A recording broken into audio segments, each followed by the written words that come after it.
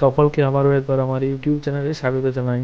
আজকে আমরা দশম শ্রেণীর 2026 ম্যাথমেটিক্স কোশ্চেন কীভাবে হবে সেরকম একটা মডেল প্রশ্নের অ্যান্সারগুলো করে দিয়েছি। তার সাথে সাথে প্রত্যেকটা প্রশ্নের কোন উত্তর কোথায় আছে সেটাও আমরা লিখে দিয়েছি তোমাদের সুবিধার্থে। তোমরা একবার সেগুলো মিলিয়ে দেখে নাও এবং এই কোশ্চেনটা ভালো করে প্র্যাকটিস করো। এটা খুবই ইম্পর্টেন্ট একটা প্রশ্ন, তোমাদের প্রত্যেকের কাজে লাগবে। তোমরা একটু ভালো করে প্রশ্নটা দেখো।